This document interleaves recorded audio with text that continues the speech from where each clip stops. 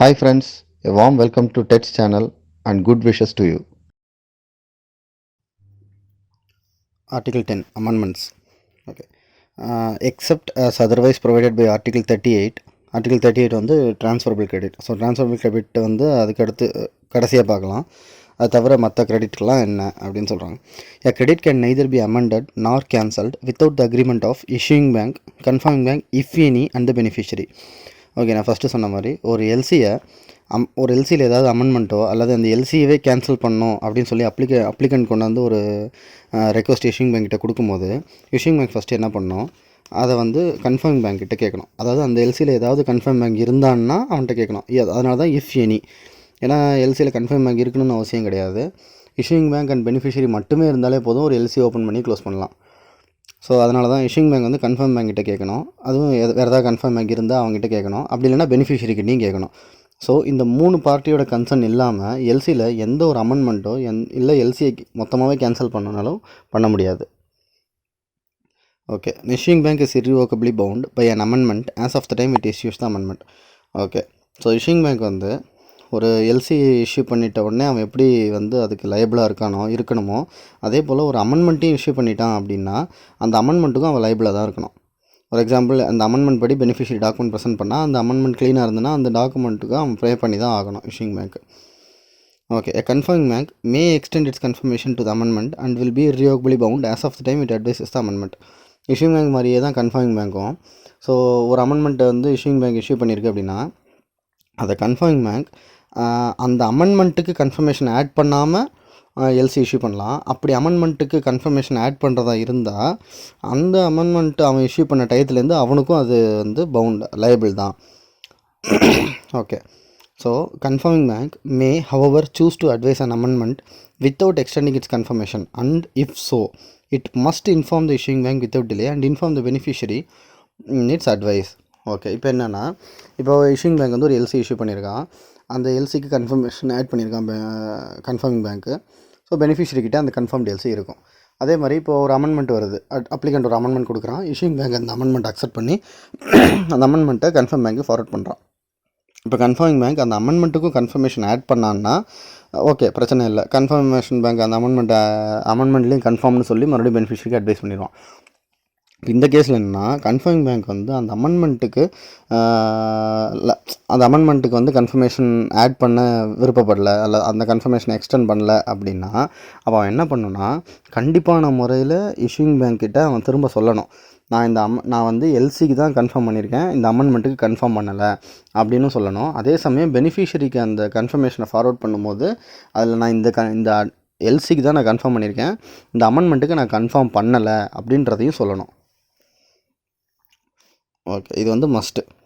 Okay, the terms and conditions of the original credit or a credit incorporating previously accepted amendments will remain in force for the beneficiary until the beneficiary communicates its acceptance of the amendment to the bank that advised such amendment. Okay, the beneficiary should give notification of acceptance or rejection of an amendment. If the beneficiary fails to give such notification, a presentation that complies with the credit and to any not yet accepted amendment will be deemed to be notification of acceptance by the beneficiary of such amendment. As of that moment, the credit will be amended. Okay, so ஒரு LC issue ஆயிருக்கு. அந்த LC படி beneficiary வந்து டாக்குமெண்ட்ஸ்லாம் prepare பண்ணுறான், கூட்ஸை ship பண்ணிட்டான். Okay, இப்போ applicant ஒரு amendment தரான். அந்த அமெண்ட்மெண்ட்டை இஷ்யூயிங் பேங்க் அக்செப்ட் பண்ணிட்டான், கன்ஃபார்மிங் பேங்க்கும் அக்செப்ட் பண்ணிட்டான். இப்போ பெனிஃபிஷரி கிட்டே போயிடுச்சு. ஸோ இப்போ பெனிஃபிஷரி கிட்டே போனதுக்கப்புறம் எல்லா அமெண்ட்மெண்ட்டையும் பெனிஃபிஷரி அக்செப்ட் பண்ணி தான் ஆகணுன்றது கட்டாயம் கிடையாது. ஸோ பெனிஃபிஷரி அமெண்ட்மெண்ட்டை அக்செப்ட் பண்ணாமலேயும் இருக்கலாம். அப்படி அவன் பெனிஃபிஷரி அந்த அமெண்ட்மெண்ட்டை அக்செப்ட் பண்ணுறான்னா திரும்ப பேங்க் கிட்ட வந்து நான் இந்த அமெண்ட்மெண்ட் அக்செப்ட் பண்ணிட்டேன் அப்படின்னு சொல்ல தேவையில்லை. ஆனால் அந்த அமெண்ட்மெண்ட் படி டாக்குமெண்ட் ப்ரெசென்ட் பண்ணாலே அந்த பெனிஃபிஷரி அமெண்ட்மெண்ட்டை அக்செப்ட் பண்ணிட்டான் அப்படின்னு தான் அர்த்தம். ஒரு எக்ஸாம்பிள், அமெண்ட்மெண்ட்டை பெனிஃபிஷரி அக்செப்ட் பண்ணலைன்னா அந்த அமெண்ட்மெண்ட்டை அக்செப்ட் பண்ணாமல் டாக்குமெண்ட்ஸ் முதல்ல இஷ்யூ பண்ண எல்சிக்கே ப்ரெசென்ட் பண்ணான்னா அந்த அமெண்ட்மெண்ட்டை அக்செப்ட் பண்ணலன்னு நம்ம சைலண்ட்டாக எடுத்துக்கணும். ஸோ பெனிஃபிஷரி இதர் அமெண்ட்மெண்ட் அக்செப்ட் பண்ணாலும் அக்செப்ட் பண்ணலைனாலும் வந்து இஷ்யூயிங் பேங்க்கிட்ட கன்ஃபார்ம் பேங்க்கிட்ட சொல்ல தேவையில்லை. டாக்குமெண்ட் ப்ரெசென்ட் பண்ணுறத வச்சு நம்மளே டிட்டர்மைன் பண்ணிக்கணும் பெனிஃபிஷரி வந்து இந்த அமெண்ட்மெண்ட்டை அக்செப்ட் பண்ணிட்டானா இல்லையா அப்படின்றத. இப்போ பெனிஃபிஷரி வந்து அந்த அமெண்ட்மெண்ட் அக்செப்ட் பண்ணாமல் முதல்ல இஷ்யூ பண்ண எல்சி படியே டாக்குமெண்ட்டு கொடுத்துட்டான் அப்படின்னா ஸ்டில் அந்த எல்சி தான் இன்னும் லைபிள். அந்த எல்சிக்கு தான் கன்ஃபர்மிங் பேங்க்கோ இஷ்யூங் பேங்க்கோ பே பண்ணணும். அந்த அமெண்ட்மெண்ட்டுக்கு சேர்த்து பே பண்ணக்கூடாது.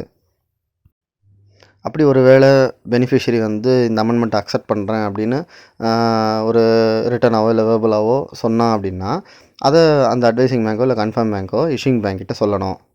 அதுதான் ஆர்டிகல் டி. ஓகே, இப்போது ஆர்டிகல் இ என்ன சொல்லுதுன்னா, ஒரு எக்ஸாம்பிள் வந்து ஒரு டாக்குமெண்ட் வந்து இஷ்யூ பண்ணியிருக்காங்க, ஒரு எல்சி இஷ்யூ பண்ணியிருக்காங்க.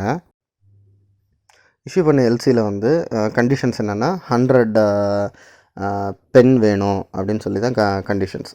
ஸோ 100 பென் வந்து பெனிஃபிஷரி ப்ரிப்பேர் பண்ணி ஷிப் பண்ணிட்டான். இப்போ அடுத்த அமெண்ட்மெண்ட் வருது, எனக்கு 50 பென்சிலும் சேர்ந்து வேணும் அப்படின்னு சொல்லி. அப்போது முதல்ல சொன்ன மாதிரி பெனிஃபிஷரி இந்த அமெண்ட்மெண்ட்டை அக்செப்ட் பண்ணுறதும் அக்செப்ட் பண்ணாதோ அவனோட விருப்பம் தான். அக்செப்ட் பண்ணாலும் பண்ணலைனாலும் அவன் சொல்ல தேவையில்லை, பட் ப்ரெசென்ட்டான டாக்குமெண்ட்ஸில் தெரியணும். பட் இந்த ஆர்டிக்கலை பொறுத்த வரைக்கும் என்னென்னா பார்ஷியல் அக்செப்டன்ஸ் ஆஃப் அமெண்ட்மெண்ட் வந்து அக்செப்ட் பண்ண மாட்டாங்க. ஃபார் எக்ஸாம்பிள், இஃப் அப்ளிகண்ட் வந்து 50 பென்சில்ஸ் கேட்குறான் அடிஷ்னலாக அப்படின்னா, இவன் 25 பென்சில்ஸ் மட்டும் கொடுத்துட்டு இந்த அமெண்ட்மெண்ட்டை நான் அக்ரி பண்ணிட்டேன், இந்த அமெண்ட்மெண்ட்டுக்கு படி நான் ஆக்ட் பண்ணிட்டேன் அப்படின்னு சொல்லி பெனிஃபிஷரியால் சொல்ல முடியாது. ஸோ அப்படி பெனிஃபிஷரி வந்து பார்ஷியலாக ப்ரெசென்ட் பண்ணுறதா இருந்தால் இந்த அமெண்ட்மெண்ட்டை ரிஜெக்ட் பண்ணிவிட்டு இனிஷியல் எல்சி படி தான் பேமெண்ட் பண்ணணும். ஓகே, ஆர்டிகல் எஃப் என்ன சொல்லுது அப்படின்னா, இப்போ அப்ளிகண்ட் வந்து அமெண்ட்மெண்ட் இஷ்யூ பண்ணிவிட்டு இந்த அமெண்ட்மெண்ட் வந்து பெனிஃபிஷரி 5 நாளைக்குள்ளே அக்செப்ட் பண்ணணும் அப்படின்னு எந்த டைம் லிமிட்டும் அந்த அமெண்ட்மெண்ட்டுக்கு வைக்க முடியாது.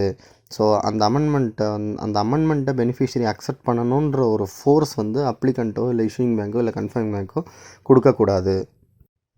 அப்படி அது எல்சியில் மென்ஷன் ஆகியிருந்தாலும் அது வந்து பெனிஃபிஷரியை ஃபோர்ஸ் பண்ணாது. ஸோ எல்சியில் வந்து இப்போ 5 நாளைக்குள்ளே அந்த அமெண்ட்மெண்ட் வந்து 5 நாளைக்குள்ளே அக்செப்ட் பண்ணி ஆகணும் அப்படின்னு சொல்லி இஷ்யூயிங் பேங்க் எல்சியில் மென்ஷன் பண்ணி அந்த அமெண்ட்மெண்ட்டில் கொடுத்துருந்தாலும் அந்த டைம் பீரியட் வந்து வேலிட் ஆனது கிடையாது. பெனிஃபிஷரி எத்தனை நாளைக்குள்ளே வேணால் அமெண்ட்மெண்ட் அக்செப்ட் பண்ணலாம். ஓகே ஃப்ரெண்ட்ஸ், இந்த வீடியோ கண்டிப்பாக உங்களுக்கு யூஸ்ஃபுல்லாக இருக்கும், பிடிச்சிருக்குன்னு தெரியும். ஸோ லைக் பண்ணுங்கள், கமெண்ட் பண்ணுங்கள், மறக்காமல் நம்ம சேனலை சப்ஸ்கிரைப் பண்ணுங்கள், உங்கள் ஃப்ரெண்ட்ஸ் கிட்டலாம் ஷேர் பண்ணுங்கள், கொஞ்சம் சப்போர்ட் பண்ணுங்கள். Time for a love potion, a little sweet and spice. Throw it all in a cauldron, mix it up real nice. Fire.